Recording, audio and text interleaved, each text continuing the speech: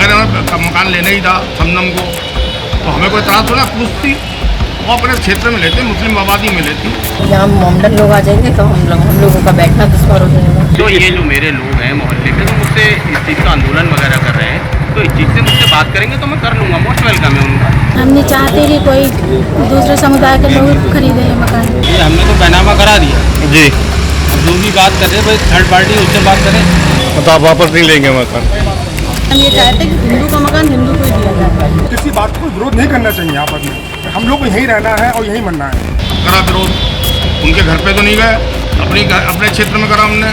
अनूप श्रीवास्तव जी ने कहा है कि वो 2010 का मास्टरमाइंड है, तो उसका कुछ प्रमाण तो देंगे आप।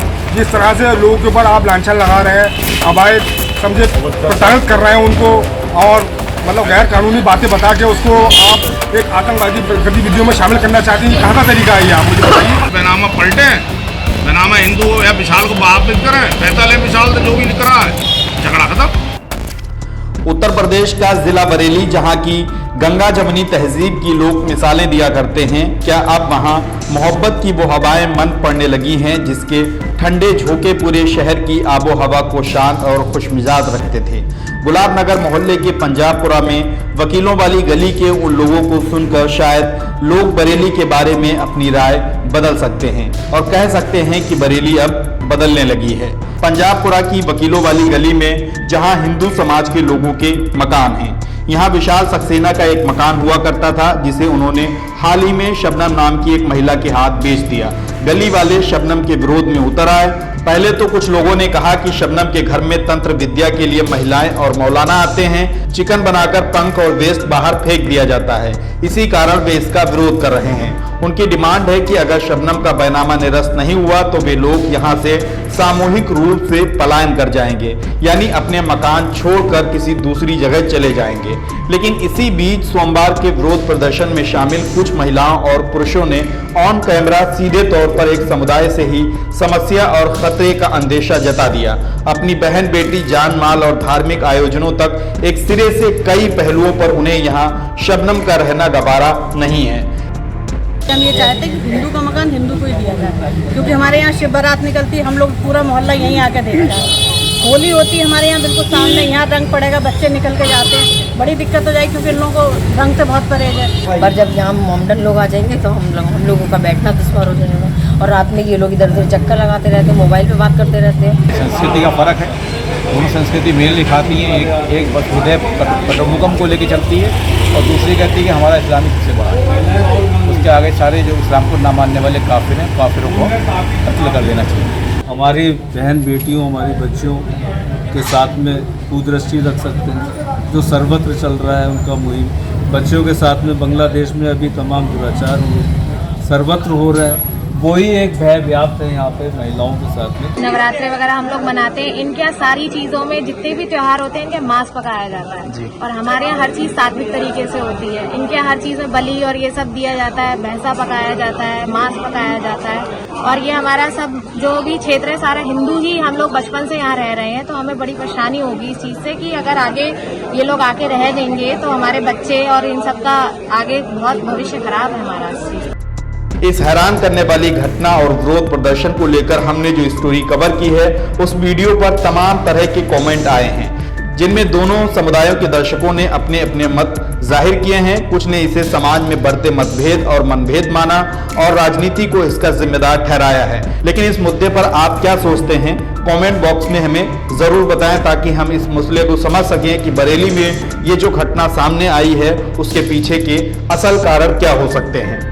उधर हमारे सहयोगी हरदीप सिंह मंगलवार को दोबारा पंजाबपुरा पहुंचे, जहां उन्होंने अलग अलग समुदाय के लोगों से बात की। सोमवार को शबनम का पक्ष तो हमें नहीं मिल सका था, मंगलवार को भी उनसे बात करने के लिए हरदीप सिंह उनके घर पहुंचे, लेकिन मुलाकात नहीं हो सकी। उनके एक रिश्तेदार से बात हुई, देखिए उन्होंने क्या कहा। क्या नाम है आपका? मेरा सर नाम मोहम्मद नसीम। मोहम्मद नसीम जी, ये क्या मामला है? नहीं सर, मामला कुछ नहीं है ना, मुझे अपने मोहल्ले वालों से कोई आपत्ति है, लेकिन मेरे मोहल्ले के लोगों को आपत्ति थी तो मुझसे कह देते, बस यही मैंने पहले भी बयान दिया है। और जे मैं इस चीज़ को कोई नहीं चाहता, किसी को ना तकलीफ देना चाहता हूँ। अच्छा, तो आप क्या चाहते हैं? आप मतलब मकान बेचेंगे या रहना चाहेंगे? मैं अपने मोहल्ले वालों से बाहर नहीं हूँ किसी बात में, मेरे मोहल्ले के लोग हैं। जैसे मेरे मोहल्ले के लोगों ने ये संगठन इकट्ठे करके इस चीज़ का आंदोलन करके ये ना करते तो मुझसे कह देते तो इस चीज़ की मुझे कोई वो नहीं आपत्ति होती, ना मुझे तकलीफ होती मेरे दिल को। आप क्या कहना चाहेंगे आप? मेरा सर यही है, मेरे तो मोहल्ले के लोग हैं, जब भी मुझसे चाहें तो बात कर सकते हैं, मोस्ट वेलकम। तो आप यहीं रहना चाहेंगे या इसे बेचेंगे? नहीं, यहाँ तो हम रहते ही हैं, ये दरगाह के पीछे हमारा मकान है सर। नहीं लिया तो अभी आपने महीना भर लेना। नहीं वो तो हाँ ये लिया है, हमारे खडूरी शरीफ के बराबर में जो है ये वाला लिया है जी जी। तो ये जो मेरे लोग हैं मोहल्ले के जो मुझसे इस चीज़ का आंदोलन वगैरह कर रहे हैं, तो इस चीज़ से मुझसे बात करेंगे तो मैं कर लूँगा, मोस्ट वेलकम है उनका। रेहान जी क्या मामला है, क्या मतलब कल जो संगठन हिंदू एक हुए हैं? नहीं, जो लोग भी हैं वो हमारे सब भाई हैं, ऐसी कोई बात नहीं है।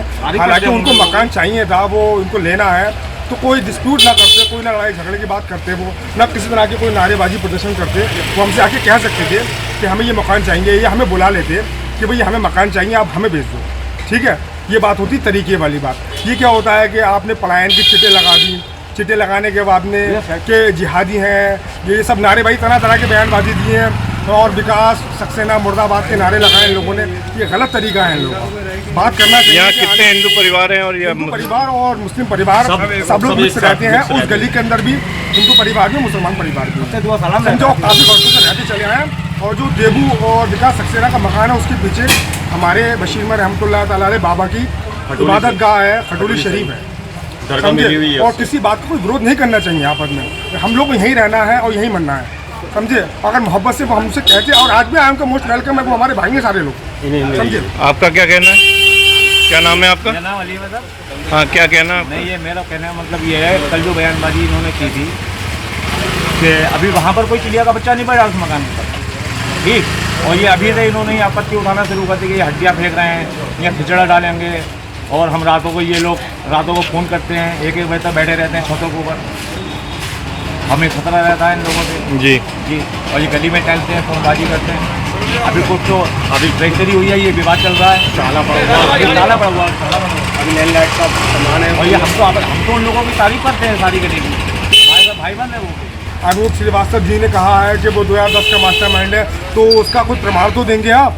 जिस तरह से लोगों के ऊपर आप लांछन लगा रहे हैं, अवैध समझे प्रताड़ित कर रहे हैं उनको, और मतलब गैर कानूनी बातें बता के उसको आप एक आतंकवादी गतिविधियों में शामिल करना चाहते हैं। ये कहाँ का तरीका है? ये आप मुझे बताइए, ये गलत तरीका है आपके। इस तरह से उनको नहीं बोलना चाहिए, कुछ गलत किया है उन्होंने।